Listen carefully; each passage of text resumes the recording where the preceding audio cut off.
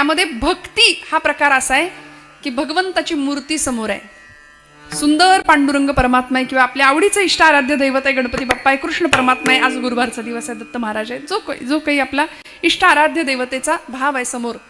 मग ती दगडाची मूर्ती नाही, ती पाषाणाची मूर्ती नाही, की ती केवळ धातूची मूर्ती नाही, मातीची मूर्ती नाही, तर त्या मूर्तीतलं चैतन्य आम्हाला ओळखता यावं आणि भगवंताच्या सगुण विग्रहावर केलेलं निष्काम प्रेम म्हणजे ज्ञानानंतर झालेलं प्रेम, ती म्हणजे फक्त भक्ती आहे बरं का. म्हणून भक्ती आणि ज्ञान या दोन गोष्टींमध्ये आम्हाला भक्ती हवी आहे, पण अज्ञानातली भक्ती नको. ज्ञान हवं आणि ज्ञानोत्तर भक्ती पाहिजे. ज्ञान हवंय, नुसतंच ज्ञान प्रकांड पांडित्य काही गरजेचं नाही. ज्ञान हवी आहे, ज्ञानयुक्त अंतःकरण हवंय, पण अंतःकरण आधी भक्तीने भरलेलं असलं पाहिजे, मग तिथं ज्ञानाची निर्मिती झाली, उगम झाला तर चालेल. म्हणून ज्ञान आणि भक्ती हे दोन्ही हातात हात घेऊन चालणार आहे. ज्ञानोबराय ज्ञानी होते आणि ज्ञानोबरायांचं अंतःकरण भक्तियुक्त होतं. ज्ञानोबराय सकल संतांच्या मध्ये वेगळे का ठरले हो? 12व्या शतकामध्ये भक्तीचा सुकाळ माझ्या ज्ञानोबा माऊलींनी इथं केला. मी मोठ्या अभिमानानं सांगते, आज माऊली असं म्हटलं तरी आमचं अंतःकरण कळवळतं. काय केलं या लेकरांनी? विश्व माऊलीचा दर्जा जगाने दिला, आई म्हणून स्वीकारलं, माऊली म्हणून स्वीकारलं. बाप रखुमा देवीवरू, बाप रखुमा देवीवरू, बाप रखुमा देवीवरू असं म्हणताना प्रत्येक अभंगाच्या शेवटी ज्ञानोबरायांनी प्रकृती आणि पुरुषाला केलेलं हे वंदन आहे. जगाचा बाप असलेला विठ्ठल परमात्मा आणि माझी रखुमाई आई आदिशक्ती, तिचा तो पती, तिचा तो वर, असा माझा तो बाप, बाप रखुमा देवीवरू श्री विठ्ठलू. ज्ञानोबरायांनी त्याचा परिचय दिला. आपल्या माता पित्यांना वंदन करून शिवशक्तीचा एक सुंदर संगम प्रत्येक वेळी साधला. पण या सगळ्याच्या बदल्यामध्ये जगाने काय दिलं? फक्त अपमान, छळ, निंदा, अवहेलना. पण हे सगळं सोसलं, सगळं सहन केलं. विश्वाचे आर्त माझ्या मनी प्रकाशले, अवघेची झाले देह ब्रह्म असं म्हणून प्रत्येक जीवित्वाच्या कल्याणाचाच विचार केला. एका भक्तीच्या उच्च स्तरावर जाऊन पोहोचले होते ज्ञानोबराय, अत्यंत उच्च पातळीवर जाऊन पोहोचले. पण तरी सुद्धा आम्हा सर्व साधकांना, साध्या भोळ्या श्रमिकांना, भाविकांना एक साधं भक्तीचं तंत्र, एक साधं भक्तीचं साधन दिलं, ते म्हणजे नाम. हरिमुखे म्हणा, हरिमुखे म्हणा, पुण्याची गणना कोण करी.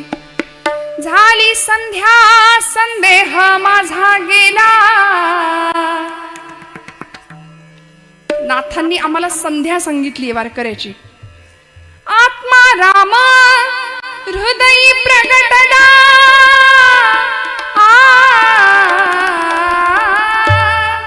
त्रिकाल संध्या सांगितली वारकऱ्यांची.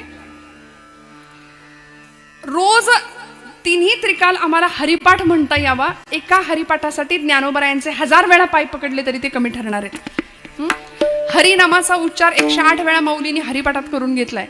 अखंड हरिनाम सप्ताह आहे आपला, अखंड. आज सप्ताहाचा मला वाटते कालची सेवा होती खरं तर आपली, पण काही कारणांनी आज मला आपल्या सगळ्यांच्या दर्शनाला येता आलं, त्यामुळे षष्ठम दिवस आजचा, 6व्या दिवशीची आजची कीर्तन सेवा. अखंड हरिनाम आहे, अखंड. तैल धारा व्रत अशी भक्ती, तेलाची धार जशी अखंड किंवा संतत धार जसा महादेवाच्या पिंडीवरती, शिवलिंगावरती अभिषेक पात्रातून होत असते, तशी भक्ती आमची अखंड झिरपली पाहिजे, अखंड.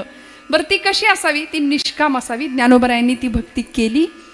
भक्तीच्या एका अत्युच्च भावावस्थेवर ज्ञानोबराय आरूढ झाले आणि भगवंताच्या प्रती निर्माण होणारी आवड, भगवंताची निर्माण झालेली भेट किंवा भगवंताची झालेला संयोग आणि त्या भेटीनंतर निर्माण झालेला विरह, म्हणून तर प्रेमही मागितलं, भक्तीही मागितली आणि ज्ञानही मागितलं. भक्ती प्रेमा वीण ज्ञान नको देवा, भक्ती प्रेमा वीण ज्ञान नको देवा, भक्ती प्रेमा वीण ज्ञान नको देवा, भक्ती प्रेमा वीण भक्ती प्रेमा वीण ज्ञान नको देवा, भक्ती प्रेमा वीण ज्ञान नको देवा, भक्ती प्रेमा वीण ज्ञान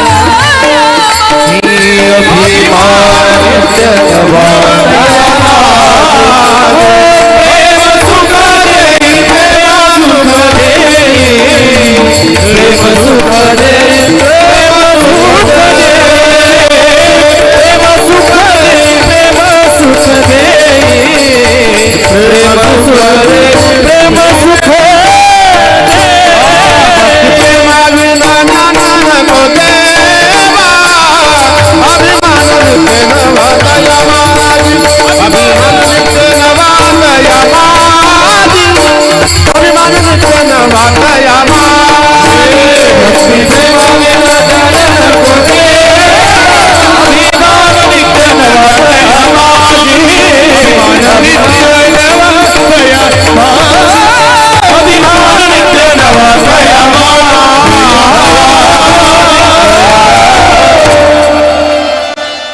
भक्ती आणि प्रेमाशिवाय मिळालेलं ज्ञान हे अहंकाराला घेऊन येतं आणि भक्ताच्या ठिकाणी अहंकार निर्माण झाला. मी कीर्तन ऐकलं, मी कीर्तन केलं, आम्ही कीर्तनात गायलो, आम्ही कीर्तनात वाजवलं, आम्ही एवढ्या लांबनं कीर्तनाला आलो, आपण कोण? तुका म्हणे तेथे नाही मी तू पण स्तवावे ते कवण कवणा लागी. बोलवणारा तो, ऐकवणारा तो, इथं सगळं करणारा तोच आहे. तुमच्या माझ्या आतमध्ये चैतन्य रूपाने ती शक्ती स्थित आहे, तर इथं ऐकणारा कोण आणि बोलणारा कोण? सगळं काही तोच आहे. आणि मनात निर्माण झालेला अहंकार हा आमच्या सर्व नाशाला आणि दुःखाला कारण ठरतो. मी करता ऐसे म्हणसी तरी तू दुःखी होशी, श्रीराम करता म्हणता पावसी, यश कीर्ती प्रताप सगळं मिळेल. एक मी पण बाजूला सोडलं तर, हे आपल्या सगळ्यांना माहिती आहे, मी नव्याने नाही सांगत आहे मंडळी. देवाला सगळं चालेल, पण देवाला एका गोष्टीची ॲलर्जी आहे, ती म्हणजे दंभ, अहंकार. तिळभरी जरी होय अभिमान, मेरू पर्वताचा भार झाल्यासारखं ओझं देवाला होतं. भक्ताला झालेला तिळभर अभिमान देवाला त्याचा त्रास होतो. त्यामुळे अभिमान रहित जीवन, समर्पणाचं जीवन, आणि भक्तीमध्ये सुद्धा अहंता समर्पण, ममता समर्पण या सगळ्या भावना. बघा श्रीमद भागवत ग्रंथामध्ये आपल्याला नवविधा भक्ती सगळ्यांना माहिती आहेत. भक्त प्रल्हादांनी आपल्या पित्याला सांगितलेली, हिरण्यकश्यपूला सांगितलेली भक्ती आहे श्रवणम कीर्तनम विष्णू स्मरणम पादसेवनम अर्चनम वंदनम दास्यम सख्यम आत्मनिवेदनम. नवविधा भक्ती प्रकार आहेत. श्रवणाचा पहिला प्रकार सांगितलाय, भगवंताच्या जवळ जावं आणि काय ऐकावं. आता काय ऐकायचं आहे ज्याचा त्याचा प्रश्न आहे. आम्हाला देवाचं सोडून बाकी सगळं ऐकायला आवडतं, नाही का? कोण कुणाबद्दल काय बोलतंय ते तर फार आम्हाला इंटरेस्ट असतो गॉसिपिंगमध्ये. पण कशाला कुणाची निंदा करायची सांगा बरं. विठोबांना दफ्तरदार कराडाचे कवी, पंत कवी होऊन गेले. ते म्हणले दिवसभर आम्ही आमची जीभ लोकांची निंदा करण्याकरता अक्षरशः नाचवतो. मया नर्तिता लोक निंदा सुजिव्हा. देवाला क्षमा मागण्याचा एक मार्ग हरिनाम प्रक्षाळी जिव्हेते. भगवंताचं नाम आमची जीभ धुवून काढण्याचं काम करतं. म्हणून काय ऐकायचं? श्रवण देवाचे करावे, भगवंताच्या कथा कीर्तन, मग गुणसंकीर्तन, नामसंकीर्तन, लीला संकीर्तन जे आपण करतोय आता. श्रवण भक्तीच्या माध्यमातनं अत्यंत सुंदर असा जीवनाचा परिपाठ किंवा भगवंताच्या जवळ जाता येतं. म्हणून भक्तीचा पहिला प्रकार सांगितलाय श्रवण कीर्तनम. कलियुगातलं सर्वश्रेष्ठ भक्तीचं साधन कीर्तयति इति कीर्तनम. कीर्तन चांग होय अंग हरिरूप. परिणती काय आहे?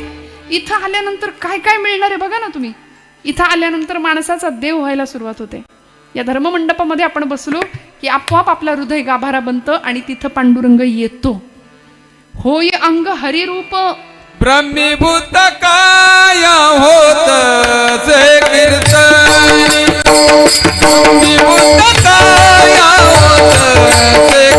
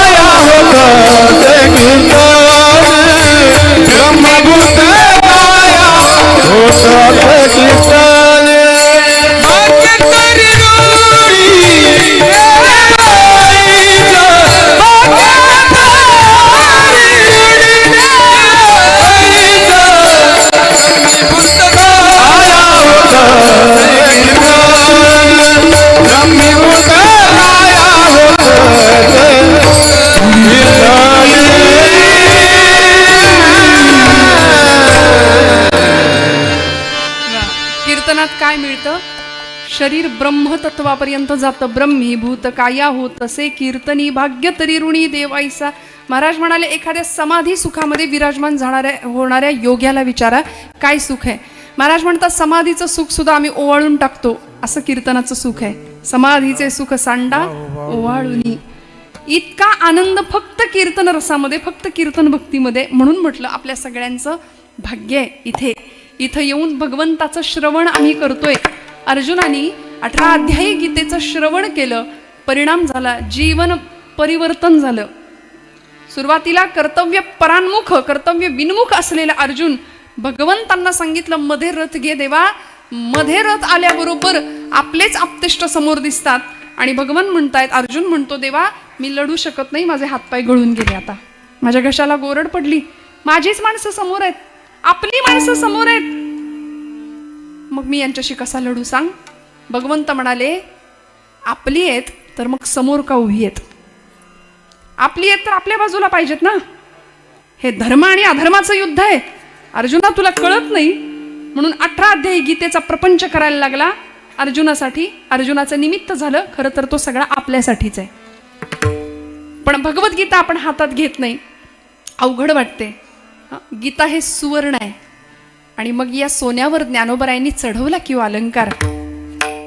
ज्ञानराज माझी योग्यांची माऊली, ज्ञानराज माझी योग्यांची माऊली, ज्ञानराज माझी योगाची माऊली, ज्ञानराज माझी योगाची माऊली.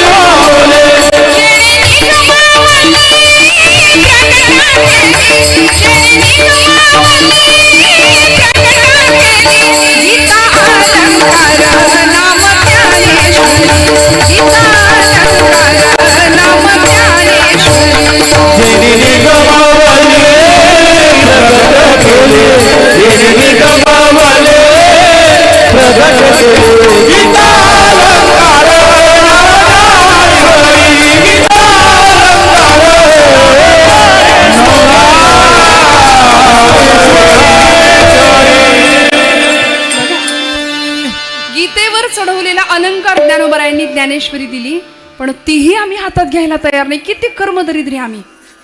तुकोबांची गाथा आम्हाला नको आहे, ज्ञानेश्वरांची ज्ञानेश्वरी नको. आणि मग जीवन दुःखमय आहे, संसार दुःख देतो, त्रास देतो, आपतेष्ट आपल्याला विचारत नाही, आपली कुणी किंमत करत नाही म्हणून डोक्याला सतत ताण घेऊन आपण सगळे वावरतोय, जगतोय. प्रचंड ताणात आहे सध्या आपण.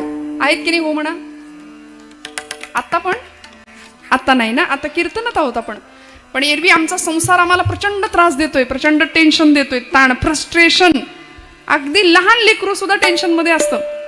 सगळे ताणात आहेत. मी एक विधान नेहमी करते की आम्हाला काउन्सिलिंग या क्षेत्राचा आधार घ्यावा लागतो, मानसोपचार तज्ज्ञांकडे जावं लागतं. डोकं शांत होत नाही, सतत भणभण भणभण भणभण. बरोबर आहे ना महिला वर्ग. हे आमच्या वाट्याला फार असतं असं म्हणतात आहे की नाही. रांधा वाडा उष्टी काढा, सगळ्यांचं सगळं करा, कुणीच केलं म्हणत नाही. म्हणतं का? खरं सांगा, केलं कुणी म्हणतं का? नाही म्हणत. कितीही करा कुणीच केलं म्हणत नाही.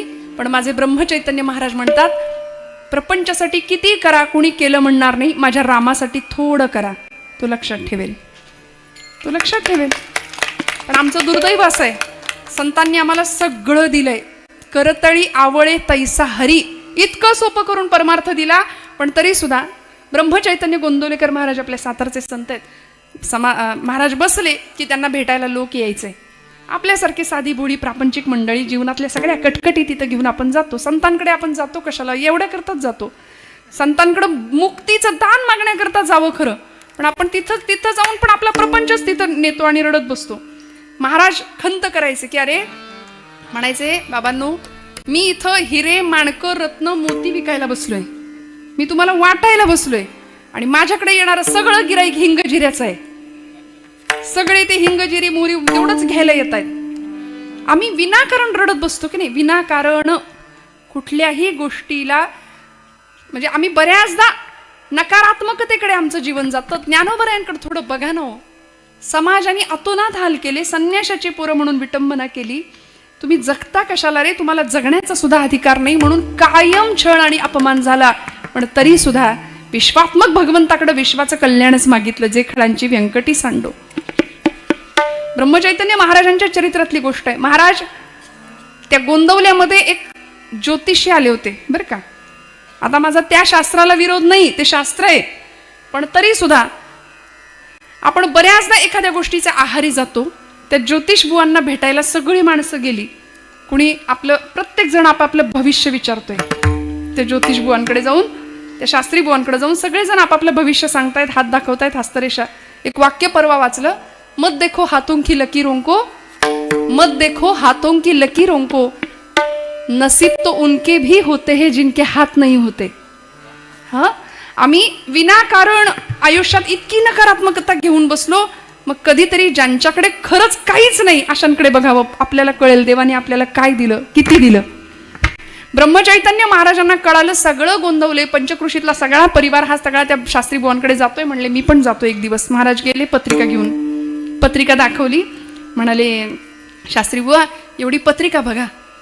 म्हणाले कुणाची आहे? एक जवळचा मित्र आहे म्हणाले, त्याची पत्रिका आहे. काही चांगलं दिसतंय का हो या पत्रिकेमध्ये? काहीतरी चांगलं होईल का असं वाटतंय का? त्या शास्त्री बुवांनी ती पत्रिका बघितली, काही आकडेमोड, काही गणितं केली आणि एकदम चेहरा पडला त्यांचा, एकदम चेहरा पडला. महाराज म्हणाले काय झालं बुवा, चांगली नाही का पत्रिका? काय अडचण आहे? ते म्हणाले या पत्रिकेत काहीच चांगलं नाही. म्हणले काहीच चांगलं नाही. या माणसाच्या आयुष्यामध्ये प्रपंचातलं सुख नाही. या माणसाच्या आयुष्यामध्ये कुठल्याही प्रकारची आर्थिक सुबत्ता नाही. या माणसाच्या आयुष्यामध्ये गृहत्यागाचं विधान सांगितलंय, घर सोडावं लागणार आहे. काहीच सुख नाही म्हणाले. कसलं सुख नाही? प्रापंचिक समृद्धी नाही, ऐश्वर्य नाही, काहीच नाही. महाराज म्हणाले बुवा त्याच्यात असं काही लिहिलंय का की त्याला आयुष्याच्या अत्यंत अल्प वयामध्ये गुरुकृपा होईल? असं काही लिहिलंय का की अत्यंत अल्प वयामध्ये रामदर्शन होईल? एवढंच नाही, कैवल्य साम्राज्याचा धनी, त्रिभुवन सम्राट, अखिल कोट ब्रह्मांडाचा नायक समोर येऊन चतुर्भुज रूपामध्ये दर्शन देईल, असं काही लिहिलंय का? ते म्हणले नाही, असं काही लिहिलं नाही. महाराज म्हणले ही पत्रिका माझी आहे बुवा, ही पत्रिका माझी आहे.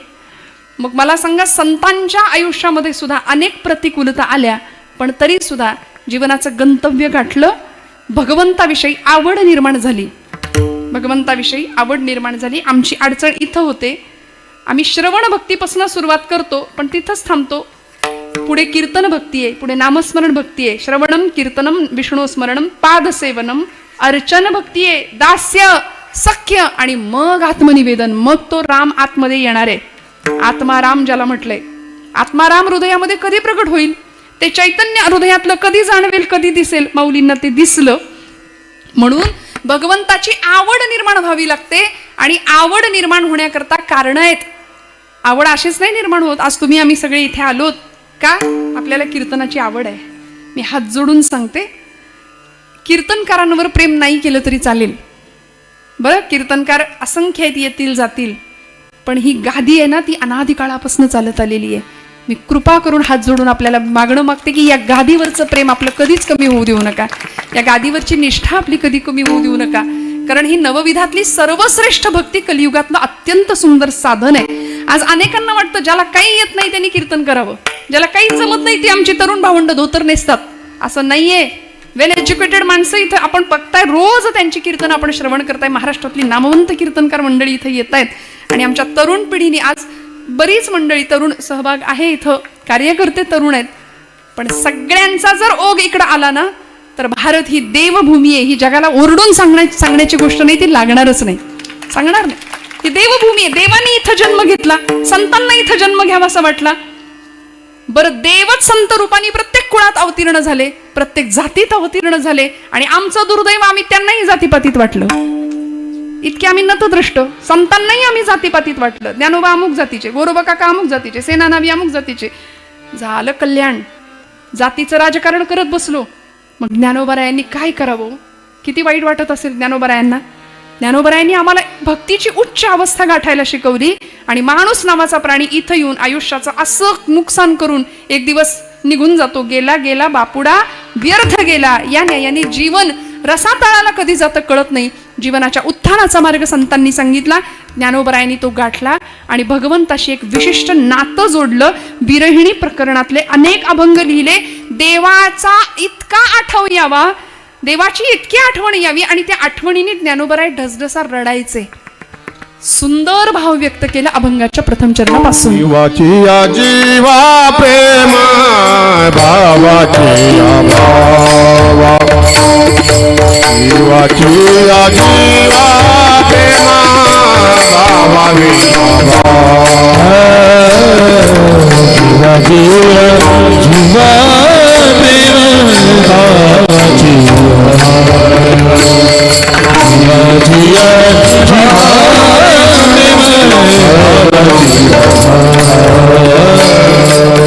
जीवाची या जीवा प्रेम भावाची या जीवाची या जीवा प्रेम भावाची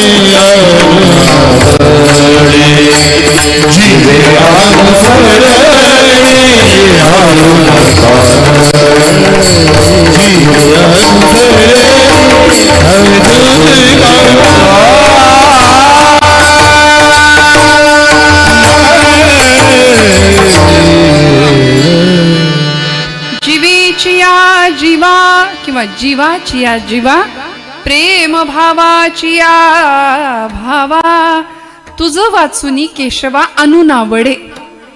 खूप सांगितलं सुंदर माऊलींनी. तू माझ्या जीवाचा जीव आहेस, तू माझ्या प्रेमाचा भाव आहेस भगवंता. मी जिथं प्रेम केलं असा तू एकमेव आहेस. हा, एक स्पष्ट करून जाते. प्रेम आणि भाव या दोन शब्दांना आपण व्यवहारात सरळ वापरून टाकतो सहज, पण खरं सांगू हे दोनही शब्द किंवा या दोन्ही भावना जीवाच्या बाबतीत शक्यच नाहीयेत. जीवाच्या बाबतीत प्रेम भाव या शब्द उच्चारणाची आवश्यकता नाही. हा सगळा भाव फक्त शिवाच्या बाबतीत म्हणजे परमात्माच्या बाबतीतच लागू पडतो. प्रेम कुणावर करावं? देवावर करावं. आज आमची तरुण मंडळी जी प्रेम करतात त्याच्याकरता देहाचे 35 तुकडे सुद्धा होऊन फ्रीजमध्ये जातात. हे प्रेम नाही, हे प्रेम नाही. हे आपण सगळं अनुभवतोय आजूबाजूला काय चाललंय. लव जिहादच्या नावाखाली आमच्या धर्मांतरणाचे अनेक प्रकार घडतायत. ते प्रेम नाही, ते प्रेम नाही. संतांनी प्रेमाला एक विशिष्ट विलक्षण दर्जा दिला. माऊली म्हणतात तू माझ्या जीवाचा जीव आहेस भगवंता. जीवीची या जीवा प्रेम भावाची या भावा माझ्या जीवाचा जीव आहेस. का हो इतकं प्रेम भगवंतावर वाटावं असा पूर्वानुराग माऊलींचा काय होता? माऊली म्हणतात आम्ही देवाचे लाडके झालो किंवा आम्हाला देव आवडायला लागला हे आमचं नाही, आमच्या पूर्वजांची पुण्याई आहे. बहुत सुकृताची जोडी म्हणून विठ्ठली आवडी. माझ्या आईवडिलांची पुण्याई आहे म्हणून आम्हाला देव आवडतो. तुकोबराय सांगतात माझ्या वडिलांची मिराशी गा देवा तुझी चरण सेवा पांडुरंगा. आमची पूर्व पुण्याई आहे, 8 पिढ्यांची विठ्ठल भक्तीची पुण्याई आहे म्हणून इकडं कीर्तनाला यायची इच्छा होते, त्याशिवाय नाही. म्हणजे भगवंताविषयी पूर्वानुराग असा शब्द आहे. देवाची आवड निर्माण होण्याकरता पुण्याई लागते. पहिलं कारण आपली सुद्धा पुण्याई आहे म्हणून आपण इथं आलोय बरं का. काहीतरी पुण्याई आहे, नाहीतर काही एवढीच माणसं आहेत का पडघ्यात? बरीच आहेत ना.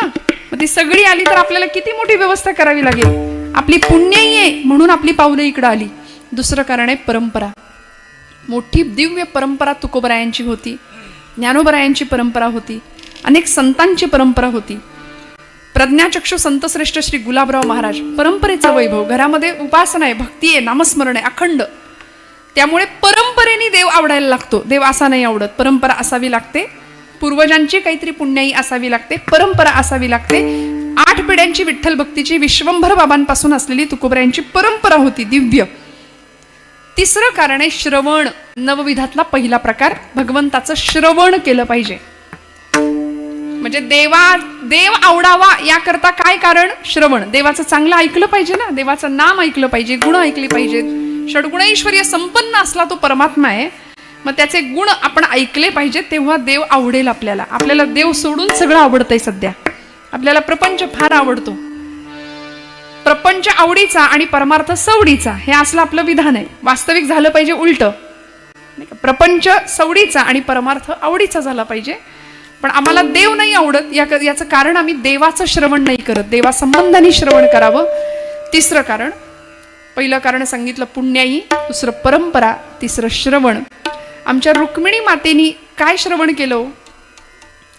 ज्यावेळी विदर्भ नगरीचा तो राजा होता, भीष्मक नाव त्याचं, त्या भीष्मकाची ही मुलगी, भीमकी असं म्हणायचं नाव होतं तिचं. पण आदिशक्ती रुक्मिणी माता पुन्हा एकदा अवतार घेतला आणि कृष्ण परमात्म्याला मिळवण्याकरता या शिवशक्तीचं, या ब्रह्ममायेचं पुन्हा मिलन झालं. भीष्मकाच्या दरबारामध्ये राजा बसलेला आहे, शेजारी रुक्मिणी आईसाहेब बसलेले आहेत.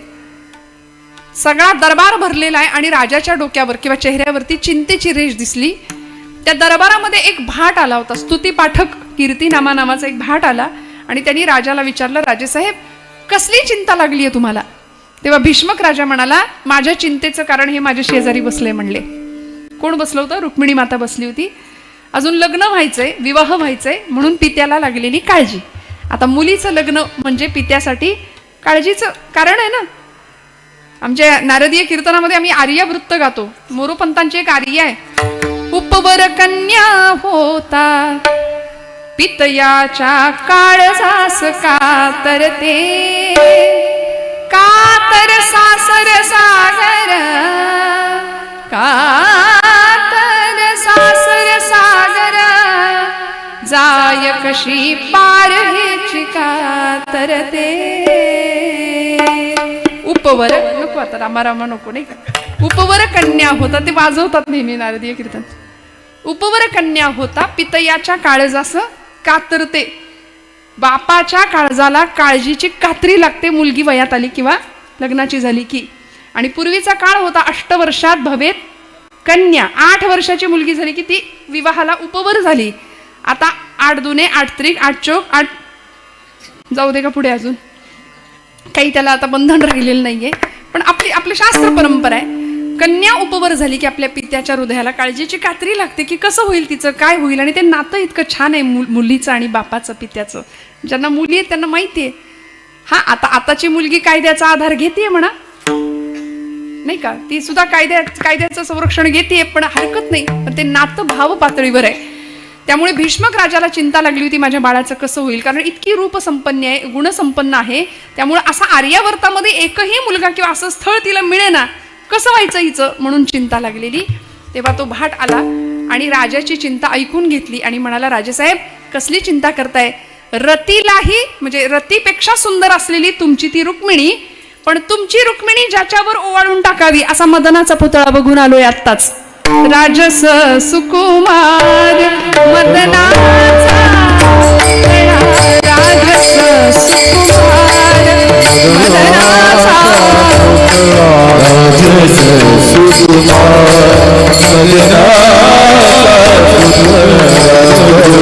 सुकुमार रवि शशिकला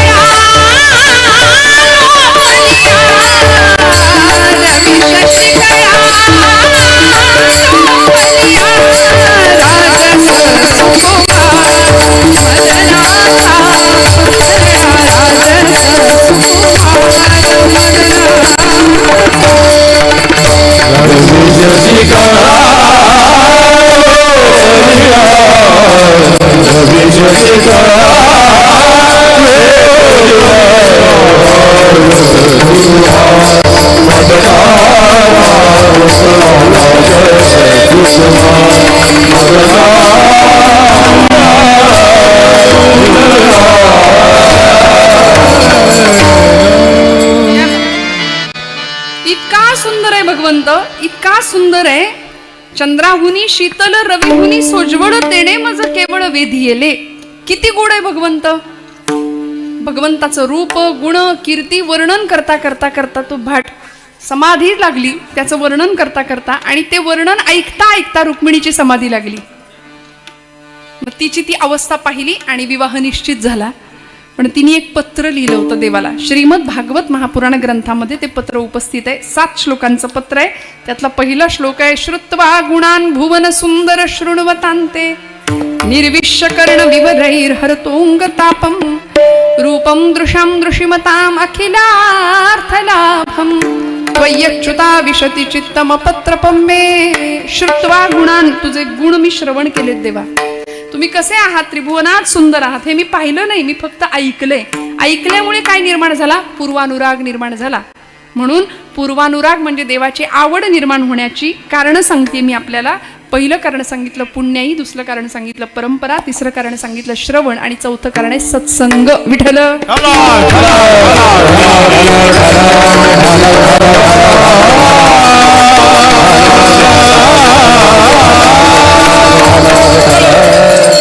देव आवडला पाहिजे. मग जो आवडायला पाहिजे त्याच्याविषयी काहीतरी आपण ऐकलेलं असावं. मग देवाचे श्रवण, गुण श्रवण केल्यानंतर चांगल्यांच्या संगतीत आपण बसलो की देव आवडतो. संतांच्या संगतीत गेल्यानंतरच देव आवडणार आहे. काही दिवसांपूर्वी नवीन वर्ष सुरू झालं, जुनं वर्षाला आपण निरोप दिला. सरत्या वर्षाला कसा निरोप दिला गेला जगामध्ये आपण पाहिला. मग अशांच्या संगतीत बसल्यानंतर आपल्याला देव आवडेल? नाही आवडणार. देव कधी आवडेल? सत्संगाने देव आवडतो. अनेक संतांचं अनेक उदाहरण आपल्याला सांगता येते की संघाचा परिणाम झाला आणि देवाचा अनुराग उत्पन्न झाला, देव आवडायला लागला. अकळ श्रीपती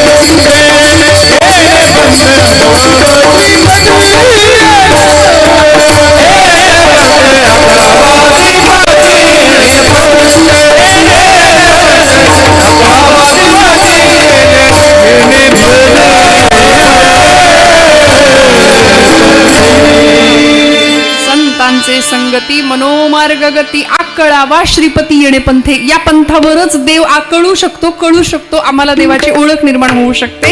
याकरता देवाची आवड निर्माण होणं. त्यानंतर काय परिस्थिती आहे बघा. पहिला टप्पा देवाची आवड, दुसरा टप्पा आहे भेट, मिलन. देवाला भेटले संत, कडकडून आलिंगन द्यावं.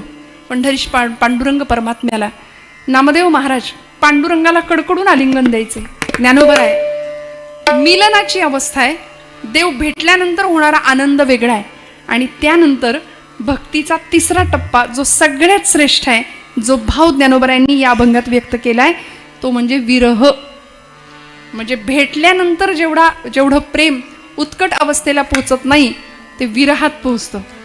म्हणून व्यवहारातला विरह नाही, प्रपंचातला विरह नाही, देवाचा आणि भक्ताचा विषय आहे. तो विरह संतांनी व्यक्त केला. विरहिणी, विराणी, वीरराणी अनेक शब्दांनी या अभंग प्रकाराला उच्चारलं गेलं. वीरराणी का हो म्हणाले? कारण आपला प्रपंच चालू आहे, प्रपंच आहे. गोपींचा प्रपंच होता गोकुळात, सगळं होतं, सासू सासरे नवरा सगळी कर्तव्य चालू होती. पण देवावर निस्सीम प्रेम होतं. प्रपंच आहे पण तरी सुद्धा माझ्या प्रपंचातली कर्तव्य कर्म पूर्ण करत असताना देवा माझं तुझ्यावर प्रेम आहे. हा अत्यंत सुंदर असा भाव. म्हणजे सगळं बाजूला आणि तू फक्त माझा. आपण काय म्हणतो, मुलगा माझा, घर माझं, शेती माझी, परिवार माझा, बंगला माझा, गाडी माझी. तसा देवा तू पण माझा. पण असं नाही. मीराबाईंना विचारा. मीराबाई म्हणतात, मेरे तो गिरीधर गोपाल दुसरा न कोई. हे म्हणायला धाडस लागतं, हे म्हणायला शौर्य लागतं की त्याच्याशिवाय माझं दुसरं कुणी नाही. म्हणून नामदेव महाराज रडायचे. आसुवे दाटानी उभारो आसुवे दाटानी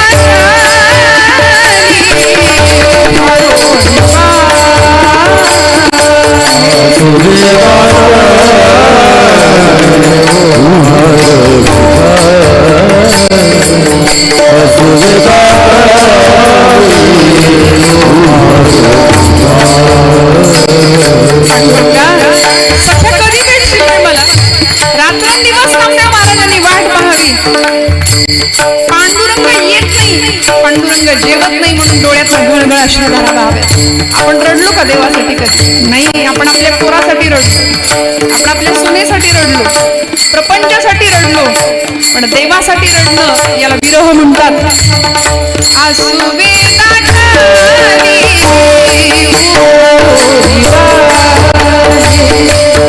आसुवे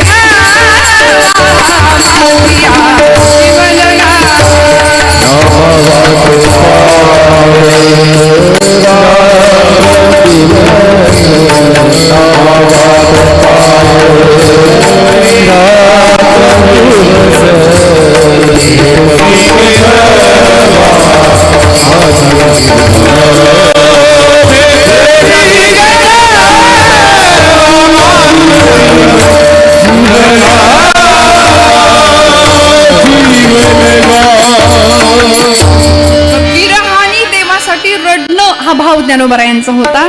माऊली देह पुरुषाचा आहे पण हृदय स्त्रीचं आहे म्हणून सगळ्या जगांनी माऊली म्हटलं.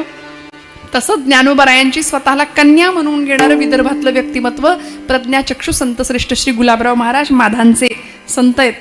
प्रज्ञाचक्षु अंधत्व आलं 9व्या वर्षी, पण माऊलींची कन्या म्हणून घेतलं स्वतःला आणि ज्ञानेश कन्या आणि कृष्ण पत्नी म्हणून घ्यायचे. इतका सुंदर भाव होता ना. रामकृष्ण परमहंस असंच व्यक्तित्व, देह पुरुषाचा पण अंतःकरण स्त्रीचं, आणि त्याच भावाने भगवंताशी भक्ती केली. आता तुम्ही म्हणाल ताई असं कसं शक्य आहे? भक्तीचा एक विलक्षण आणि उच्च प्रकार सांगितला यांनी. आपण भक्तीचे 9 प्रकार ऐकले, त्यामध्ये अजून काही प्रकार त्यांनी आतमध्ये त्याच्यामध्ये रूढ केले. त्यामध्ये अहंता समर्पण आणि ममता समर्पण, मी आणि माझं संपवून गेलं पाहिजे.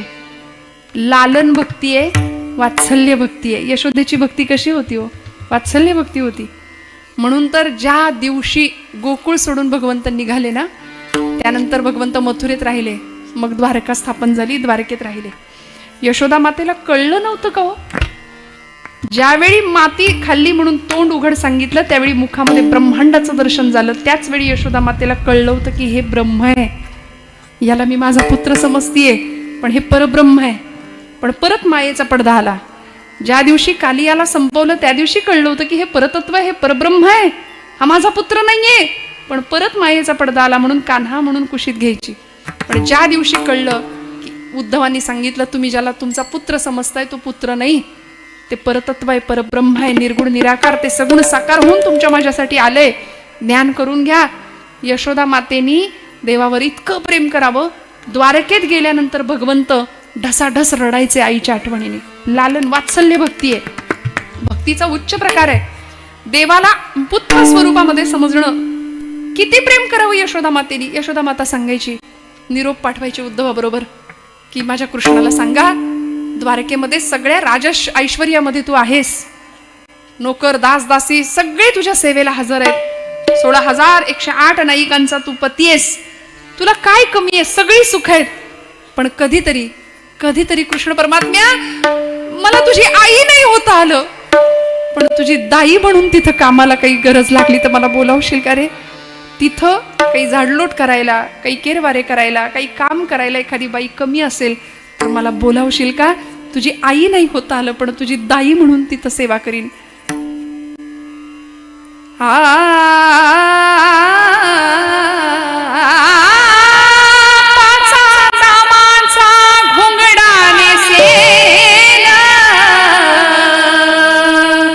उरली मूठ मी ते जेविन गे बाई,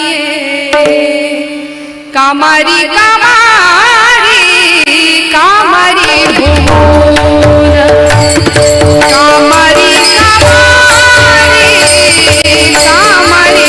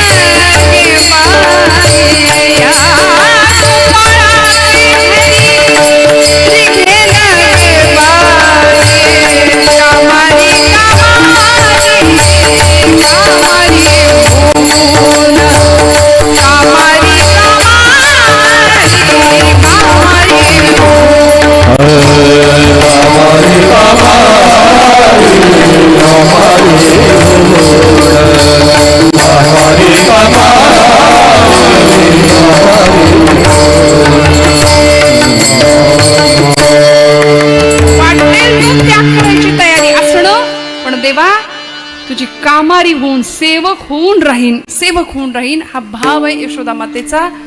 वात्सल्य भाव, लालन भाव, अहंता समर्पण, ममता समर्पण आणि याच्यानंतर जी भक्ती जन्माला येते तिला पराभक्ती असं म्हणतात आणि तीच मधुरा भक्ती, माधुर्य भक्ती.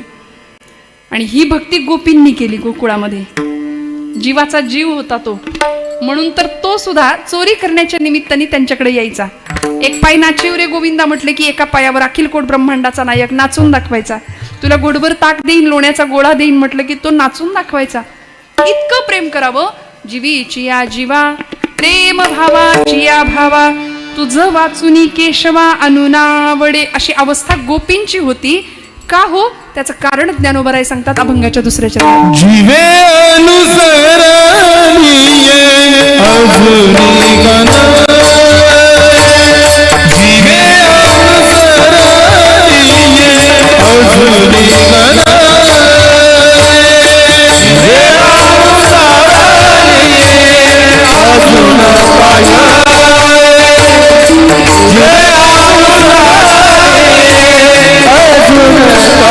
जीवे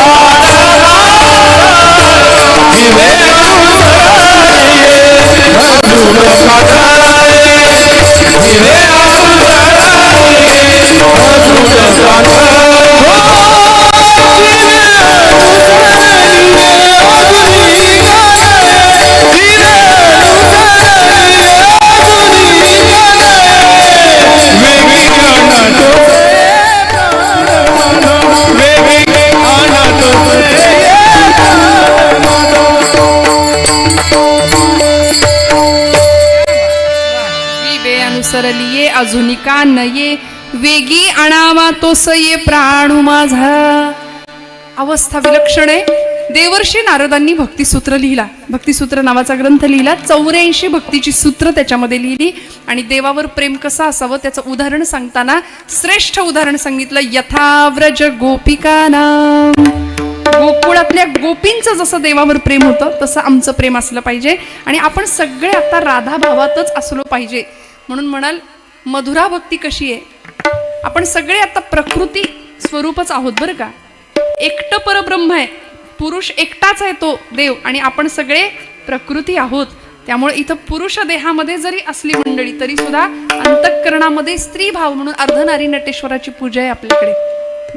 त्यामुळे तो वल्लभा मी कांतू हा ज्ञानोबरायांचा भाव आहे की मी तुझी पत्नी आहे. या भावामध्ये रामकृष्ण परमहंसांनी सुद्धा राधा भावात जाऊन भक्ती केली आणि हिलाच मधुरा भक्ती असं म्हटलं.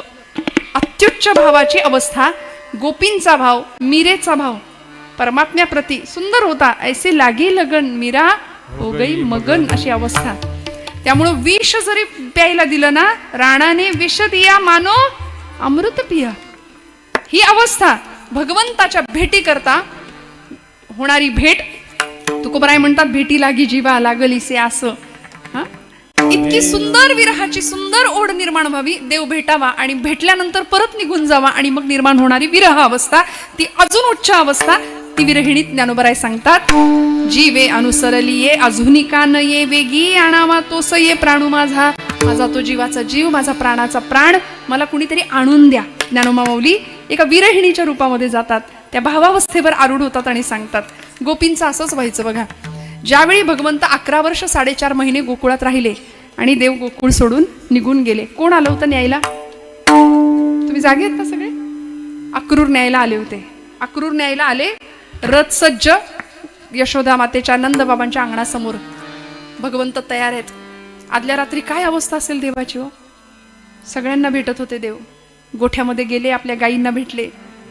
11 वर्ष 4.5 महिन्यांचा तो सगळा सहवास, वृंदावनच्या मातीचा सहवास. देवाला किती रडू आला असावं. मग देव सुद्धा रडतो ना. तुका म्हणे त्याचा देव सर्व भार चालवी कामार होऊन या. कामारी होण्याची अवस्था असेल तर देवही गडी व्हायला तयार होतो भक्ताचा. आणि अशा असंख्य उदाहरण आहेत आपल्याकडे. प्रचंड रडले भगवान गोपालकृष्ण. दुसऱ्या दिवशी छान तयार झाले. यशोदा मातेला कळत नव्हतं का घेऊन चालले. सांगितलं कंसानी बोलवले म्हणून 2 जण निघाले. बलराम दादा, कृष्ण परमात्मा रथात बसले. सगळ्या गवळणी आल्या आणि विचारलं का ग यशोदे. गवळण म्हणती यशोदेला कोठे गे सावळा. सांग ना ग कृष्ण परमात्मा कुठे? का रथ शृंगारीला सांगे गे मजला. अक्रूर उभासे अंगणी बाई गे साजणी या नंदाच्या अंगणी मिळाल्या गवळणी या नंदाचे अंगणी मिळाल्या गवळणी.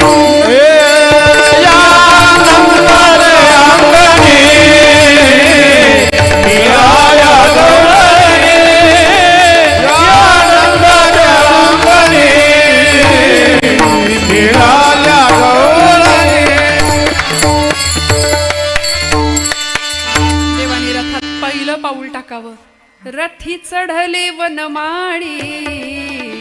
अशा गडबडा लोळायला लागल्या गोपी. गडबडा लोळतायत. अक्रूरा कृष्णाला घेऊन जाणार नाही, जाऊ नाही देणार. नको नेऊ भगवान अक्रूरा, नको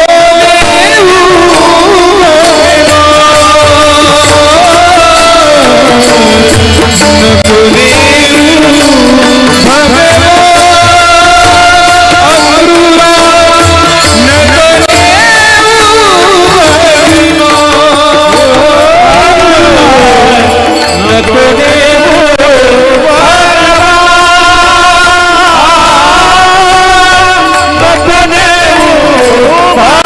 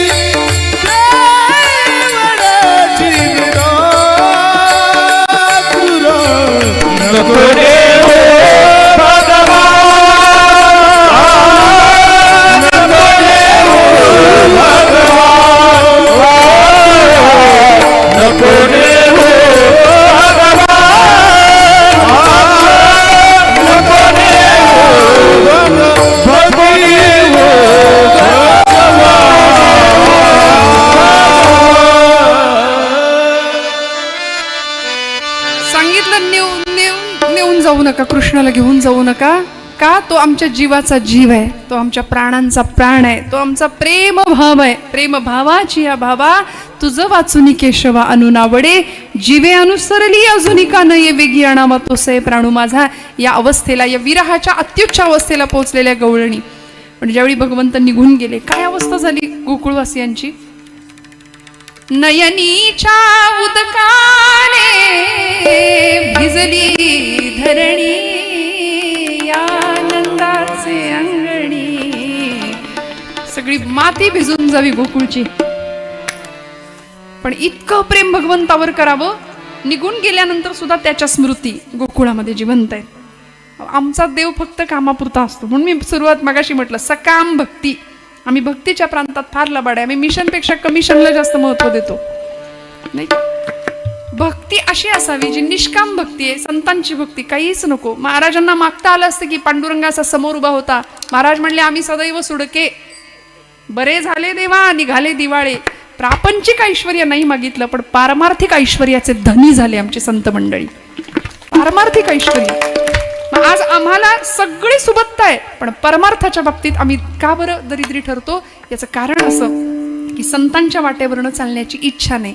असली इच्छा तरी त्या इच्छेनी, तितिक्षेनी, दृढतेनी ती मार्गक्रमण आम्ही करायला तयार नाही. ज्ञानोबराय अशा अवस्थेला पोहोचले आणि एका विरहिणीच्या भावामध्ये जाऊन जणू गवळणीचा भाव सांगतायत. गोपींनी असं म्हणतात, भागवतामध्ये वर्णन आहे, तिथं कात्यायनीचं व्रत केलं होतं भगवंताला पती स्वरूपामध्ये समजण्याकरता, पती स्वरूपात मिळावा म्हणून. आणि त्या व्रतावर प्रसन्न होऊन भगवंत त्यांना भेटले सुद्धा. शरद पौर्णिमेच्या रात्री कदंब वृक्षाच्या खाली भगवंत बासरी घेऊन बासरी वाजवायचे. वृंदावनामध्ये बासरीचा मंजूळ स्वर आणि वंशी असंच तिचं नाव, ती आकर्षून घ्यायची. सगळ्या गोपी यायच्या. आता इथं गोपी काही देहानी येत नव्हत्या. याबद्दल फार गैरसमज आहेत बघा आमच्यामध्ये. आम्ही ते नवरात्रीला काही गरबा खेळतो, ती म्हणे रासक्रीडाच आहे, देवानी खेळलेली. असलं काही नाहीये. ती रासक्रीडा म्हणजे काही कामक्रीडा नव्हती हो. जीवात्म्याचं शिवात्म्याशी मिलन होतं. भगवंतांना भेटायला काही गवळणी घर सोडून आल्या नव्हत्या. तो जीवात्मा होता, भगवंताच्या भेटीकरता व्याकुळ झालेला. आम्ही सगळे जीव आहोत, त्या शिवाची ओढ आम्हाला लागावी हे कीर्तनाचं उद्दिष्ट आहे. ब्रह्मीभूत काय आपण प्रमाण ऐकलं. इथं आल्यानंतर देव हृदयात आला पाहिजे, ही इथली गरज आहे, इथली आवश्यकता आहे. नाही तर मग 1.5-2 तास फक्त श्रवण करायचं आणि इथलं इथंच ठेवून निघून जायचं, हा परिणाम नाहीये कीर्तनाचा. त्यामुळे जेणेकरूनही मूर्ती ठसावी अंतरी श्री हरीची, हे प्रमाण नाथ महाराजांनी का दिलं कीर्तनाचं. त्याचं उद्दिष्ट म्हणजे कीर्तनकार आणि श्रोता सगळ्यांच्या माध्यमातून हेच घडावं की देव हृदयात यावा, हे उद्दिष्ट आहे. भक्ती हे बेसमेंट आहे, भक्ती हे बेसमेंट आहे. त्यामुळे या सगळ्या गवळणींनी हे व्रत करावं, देवाला पती स्वरूपात प्राप्त करावं. आणि देव कदंब वृक्षाच्या त्या झाडाखाली, कदंब वृक्षाखाली बासरी वाजवतोय. त्या बासरीकडे पाहिलं आणि गोपींनी तिला सुद्धा प्रश्न विचारला, बाई गो, आम्ही त्याला मिळवण्याकरता एवढे तडफडतो, पण तुझं भाग्य किती, तू थेट भगवंताच्या इतक्या जवळ, आधाराजवळ जाऊन पोहोचलीस. तुझं भाग्य तरी केवढं मोठं. ती बासरी सांगते, देवाचा जवळ जाण्याकरता सहज नाहीये ती वाट. देव इतक्या सहज आकळत नाही. देव जर मिळायचं असेल ना तर त्याकरता काय करावं लागतं. ती बासरी म्हणते, मी आतून बाहेरून स्वतःला सोलून घेतलं, आतून पोकळ झाले, बाहेरून सोलून घेतलं, प्रचंड वेदना सहन केल्या, तरी सुद्धा देव जवळ करेना. म्हणून स्वतःच्या सर्वांगाला 6 छिद्र पाडून घेतली. काम, क्रोध, मोह, लोभ, मद, मत्सर या 6 छिद्रांमधून जेव्हा संपूर्ण अंतःकरण रिकाम झालं, निर्विकल्प झालं, तेव्हा भगवंतांनी जवळ केलं. विठ्ठल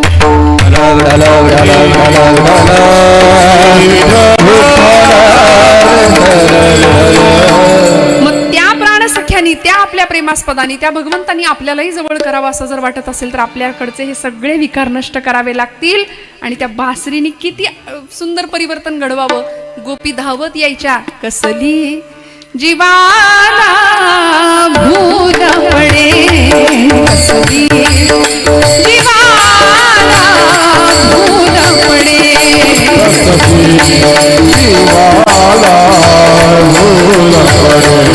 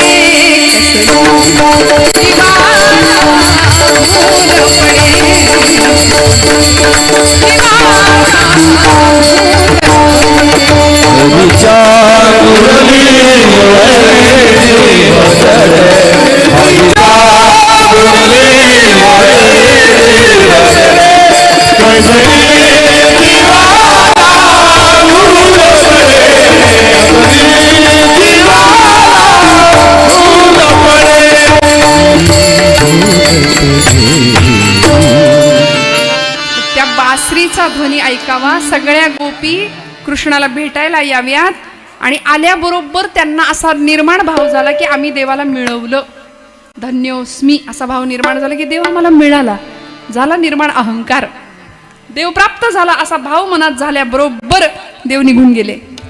आणि मग भक्तीची शेवटची अवस्था विरह, पूर्वानुराग, मिलनाची अवस्था आणि विरहाची अवस्था. देव निघून गेले. देव निघून गेल्यानंतर आता परत तो भेटावा याकरता पुन्हा एकदा तळमळ, पुन्हा एकदा रडणं, पुन्हा एकदा आर्तता. आणि मग दर्शनशास्त्रामध्ये भगवंताच्या अस्तित्वाच्या काही खुणा सांगितल्यात. एखादी गवळण, एखादी विरहिणी, ज्ञानोबराय कसे आठवणीने वाट बघतात बघा भगवंताची. आपल्या कामामध्ये मग्न असताना एखाद्या विरहिणीला अचानक एखादा सुगंध यावा, ईश्वरी साक्षात्कार व्हावा असा अनुभव निर्माण होतो आणि अचानक एखादा सुगंध येतो आणि ती विरहिणी बाहेर पाहते तर देव अंगणात उभा आहे. अवचिता परिमळू झुळकला अडुमाळू, अवचिता परिमळू झुळकला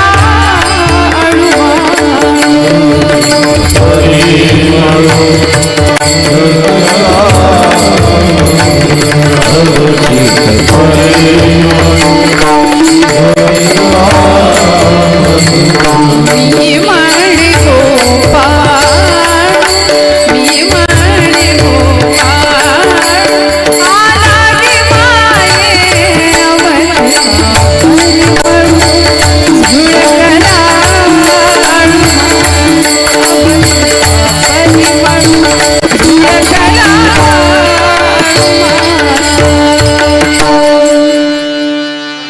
चाचरती चाचरती बाहेरी निघाले. पाहिलं देवाला, परमात्म्याला, आणि देव मिळाला. अशा विलक्षण भावावस्थेवर आरूढ झालेल्या या गवळणी ज्ञानोबराय म्हणतात, वेगी आणावा तो सये प्राणू माझा. अशा जीवात्म्याला शिवात्म्याची भेट व्हावी याकरता तळमळणारा जो अखंड जीव आहे तो विरहिणीचा भाव ज्ञानोबराय व्यक्त करतात. गोकुळातल्या गवळणी भगवंताला भेटी करता कायम कायम आसुसलेल्या असायच्या, देव भेटावा. उद्धव गोकुळात गेले त्यावेळी तोच भाव उद्धवांनी खूप समजावून सांगितलं की तो तुमचा कुणी नाही, ते परब्रह्म आहे. यशोदा मातेला सांगितलं तो तुमचा पुत्र नाही. यशोदा म्हणते आम्ही तुला शहाणं समजत होतो, ज्ञानी समजत होतो, तू तर वेडाच निघालास. तो आमचा पुत्र नाही म्हणतोस. अरे दिवसातनं 1000 वेळा तो आम्हाला आई बाबा म्हणायचा. दिवसातनं देव कधी चुकतो का? देव चुकत नाही ना.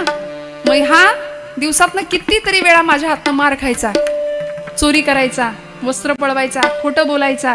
मग हा कसला देव? हा माझा पुत्र आहे, माझा कान्हा आहे. अत्यंत सुंदर अशी ही भक्ती. म्हणून या भक्तीची फलश्रुती काय झाली हो, तिकडं द्वारकेत देव आहेत आणि देवाला करबेना, देवाला रडू यायला लागलं, आठवण यायला लागली देवाला. आणि गोपींच्या विरहाने देव द्वारकेत रडतायत म्हणून रुक्मिणीने एक दिवस विचारलं होतं, देवा काय झालंय तुम्हाला सांगा ना, एवढं सगळं ऐश्वर्य द्वारकेत आहे आणि तुम्ही रडता, काय झालंय? भगवंत म्हणाले मला गोपींची आठवण येते. गोपींची आठवण येते. देवा अहो एवढं सगळं ऐश्वर्य इथं, एवढं सगळं वैभव इथं पायाशी लोळण घेतंय आणि तुम्ही सारखं काय गोपी गोपी करता हो? तसं बोललेलं आवडलं नाही देवाला, राग आला आणि ताप आला फणफणून, प्रचंड शरीर तापलं. भरपूर औषधं दिली, काही लेप उगाळून दिले, काही काढे पाजले, सगळे वैद्य झाले, पण उपाय काही कळेना, औषध काही मिळेना, गुण काही येईना. बरीच औषधं झाली, देवाचा ताप उतरेना. मग आमच्या या गादीचे मालक तिथं आले, देवर्षी नारद. जुने कीर्तनकार म्हणायचे स्वर्गात आले नारद, नारायण नारायण. आता देवर्षी नारदांचं नाव उच्चारलं की सगळ्यांना असं वाटतं, आपण व्यवहारामध्ये समाजामध्ये एखादा माणूस असेल कळ लावणारा, आपण काय म्हणतो, आला बघा कळीचा. अहो म्हणू नका तसं म्हणू नये. का? कारण देवर्षी नारद हे भक्तीचे आचार्य आहेत. म्हणजे त्यांना देवांकडेच नाही, दैत्यांकडे सुद्धा मान होता. दैत्य सुद्धा त्यांचं ऐकायचे. म्हणजे सगळीकडे सन्मान होता आणि सगळ्यांच्या उद्धाराचंच काम संतांनी त्या केलंय. म्हणजे या गादीचे ते मालक आहेत म्हणून म्हटलं, त्यांची टिंगल कधी करू नका. नरस्य धर्मो नारहा तद्ददाती इति नारदा म्हटले. माणसाला त्याच्या धर्माची जाणीव करून देणारे देवर्षी नारद होते. नारद म्हणाले, देवा आल्यापासून बघतोय सगळी द्वारका नगरी रडतीये, तुम्ही रडताय, काय झालंय द्वारकेत? रुक्मिणी म्हटली, नारदा यांच्या आरोग्याचा प्रश्न गंभीर झालाय, यांना ताप आलाय, बघा बरं जरा. नारद म्हणले, शक्यच नाही, शास्त्रात भेद आहेत प्रकृती आणि पुरुष. बिघडते ती प्रकृती आणि स्थिर राहतो तो पुरुष. आणि देव पुरुष आहे, पूर्णावतार आहे. देवाची प्रकृती बिघडते शक्य नाही. म्हणले आपल्याला ड्युटी आहे इथं आता. काहीतरी जातीवंत वकील होते नारद. देवाजवळ गेले आणि देवाला पाहिलं, त्यांच्या मंचकावर असे झोपलेत. आणि खुणेनी सांगितलं, मी उत्तम आहे, काही झालं नाही मला. भगवंत म्हणले, तरी सुद्धा नाटक चालू ठेवलं पाहिजे. देवर्षी म्हणाले, नारद भगवंता काय झालंय, तुम्हाला ताप आलाय असं ऐकलंय. बरं मग काय औषध आहे? देव म्हणले, औषध मिळणार नाही, अवघड आहे औषध. किती औषधं केली सांगा ना देवा, मी आत्ता जातो आणि घेऊन येतो. मी नारद सगळीकडे फिरतो कीर्तनासाठी, आमचं कामच आहे. आत्ता घेऊन येतो औषध, सांगा. म्हणाले, काय औषध आहे? भगवंत म्हणाले, औषध मिळणं कठीण आहे. ज्या व्यक्तीचं माझ्यावर खरं प्रेम आहे, ज्या व्यक्तीचं माझ्यावर खरी भक्ती आहे, खरा भाव आहे, त्या व्यक्तीच्या पायाची धूळ माझ्या अंगाला लावायची, माझा ताप निघून जाणार आहे. देवर्षी म्हणले, एवढंच ना, आत्ता जातो आणि घेऊन येतो. म्हणले, पायधूळच आणायची आहे ना. सगळं त्रैलोक्य पालतं घातलं, कुणीही पायधूळ द्यायला तयार नाही. जो तो म्हणतो परब्रह्म, ते देव परब्रह्म आहे, त्याच्या अंगाला आमच्या पायाची धूळ लावली तर आम्ही नरकात जाऊ अशाने. आम्ही का आमच्या पायाची धूळ देऊ? कुणीच द्यायला तयार नाही. रुक्मिणी देईना, कुणीच देईना. शेवटी नारद मान खाली घालून पुन्हा देवांसमोर. देव म्हणले, आम्ही आता जायचं का आता याच्यात? नाही म्हणले, देवा दुसरं एखादं औषध सांगा. भगवंत म्हणाले, हे एकच औषध आहे. तुम्ही कुठं कुठं गेला? सगळी यादी सांगितली. म्हणाले, त्या यादीत गोकुळाचं नाव होतं का हो? हा, गोकुळात नाही गेलो. म्हणाले, देवा आत्ता जा आणि माझ्या गोपींना सांगा मला बरं नाही. नारद गोकुळात गेले. आता काय अवघड, 5 मिनिटात देवर्षी नारद संपवायचे कीर्तन आपल्याला. लगेच गोकुळात गेले. गोकुळात गेल्याबरोबर रास क्रीडेचा स्मृती महोत्सव गवळणी साजऱ्या करतायत. आणि त्या गोपींच्याकडे पाहिलं, त्यांचा भाव नारदांनी पाहिला. तिथूनच नमस्कार केला त्यांच्या कृष्ण भक्तीला. आपण आलोय हे कळावं म्हणून नारायण नारायण आपल्या ब्रह्मवीणेचा खडकार केला. गोपी आल्या आणि म्हणाल्या, नारदा कुठून आलात तुम्ही आत्ता? आमचा कृष्ण द्वारकेत राहिलाय, आमची काही आठवण बिठवण काढतो का? कधी आमच्याविषयी काही विचारतो का? आता मला सांगा, या प्रश्नाचं उत्तर जर नीट दिलं तर यांना नारद कोण म्हणणार? ते म्हणले, गोपींनो तुम्ही फार भोळ्या ग, भोळ्यासारखा आमचा कृष्ण जीव वाळून टाकता त्याच्यावर. पण तो बघा रमलाय तिथं द्वारकेत, त्याला तुमची आठवण पण नाही. मीच 1-2दा विषय काढला होता तुमचा, पण म्हणतो कसा, जाऊ दे गोपी, जुन्या झाल्या त्या गोष्टी. नारदा कशाला जुन्या गोष्टी काढता?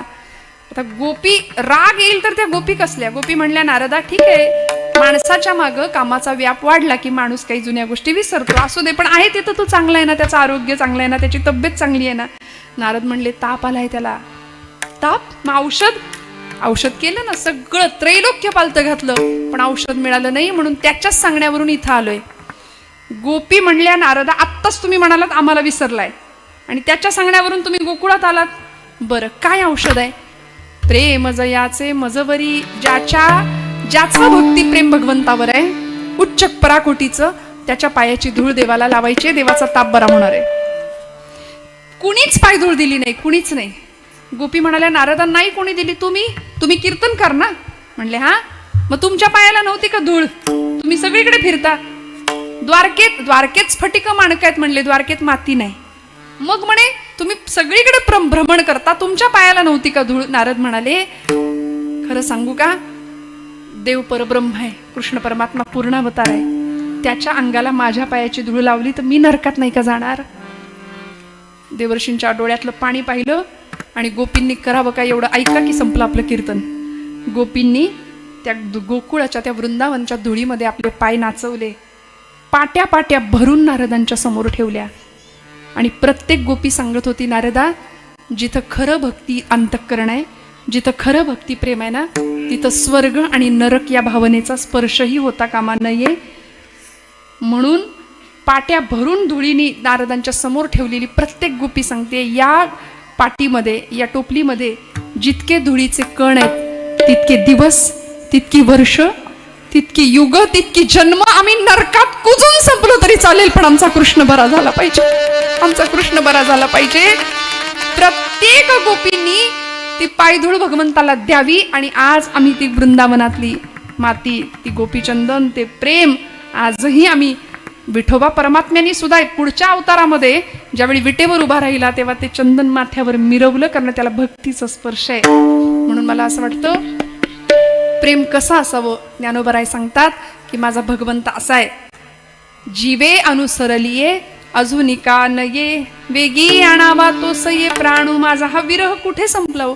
भगवंतांना ती धूळ ज्यावेळी नारदांनी आणून दिली त्यावेळी नारदांनी ती धूळ दिली, भगवंतांनी घेतली आणि आपल्या अंगाला फसाफस पासली, म्हणाले माझा ताप गेला. कशाचं फळ? त्याला स्पर्श होता नामाचा, त्याला स्पर्श होता भक्ती प्रेमाचा, भावाचा. त्यामुळे आपल्याही अंतःकरणामध्ये भगवंत यावा असं वाटत असेल तर हाताने टाळी, मुखानी नाम विठोबा रखुमाई. विठोबा रखुमाई, विठोबा